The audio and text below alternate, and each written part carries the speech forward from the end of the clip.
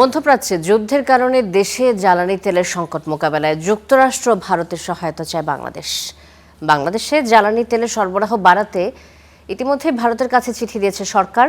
আর Russia থেকে তেল আমদানি করতে যুক্তরাষ্ট্রের কাছ থেকে অস্থায়ী ছাড় চেয়েছে সরকার। মধ্যপ্রাচ্য যুদ্ধের উদ্বেগের মধ্যেই ভারত যুক্তরাষ্ট্রের কাছে জ্বালানি তেলের সরবরাহ বাড়াতে সহায়তা চেয়েছে বাংলাদেশ। ভারতের সাথে জ্বালানি সহযোগিতা কিভাবে বাড়ানো যায় সে বিষয়ে ভারতীয় হাই কমিশনার প্রণয় বার্মার সাথে সচিবালয়ে বৈঠক করেন বিদ্যুৎ ও জ্বালানি মন্ত্রী।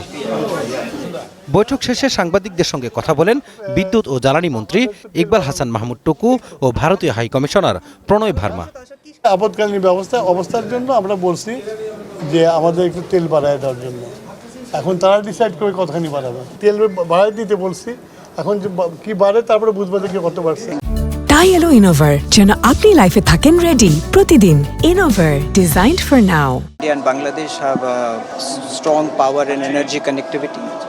Energy and power connectivity is an important aspect of our economic cooperation. We have cross-border power transmission lines, we have cross-border pipelines.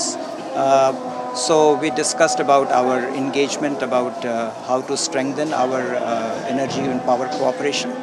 এদিকে জ্বালানি সংকট মোকাবেলায় যুক্তরাষ্ট্রের রাষ্ট্রদূতের সাথে বুধবার সন্ধ্যায় বৈঠক করেন অর্থমন্ত্রী।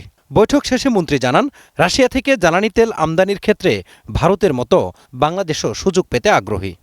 ইতিমধ্যে যুক্তরাষ্ট্র ইন্ডিয়াকে ওয়েবার দিয়েছে, রাশিয়ান একটা টেম্পোরারি ওয়েবার দিয়েছে, রাশিয়ান তেল কিনতে পারবে ইন্ডিয়া। তো আমরাও চাইছি, আমি বলছি আমাদের ওয়াই নট বাংলাদেশকে ওয়েবার দাও, আমরা তো আমাদের ইকোনমির জন্য একটা বিগ সাপোর্ট হবে। এটা বাংলাদেশ এই ধরনের সহযোগিতা পেলে তা দেশের অর্থনীতির জন্য সহায়ক হবে বলে মত অর্থমন্ত্রীর। ইন্ডিয়াকে ওয়েবার দিয়েছে Russian. Mazharul Islam, star news, Dhaka.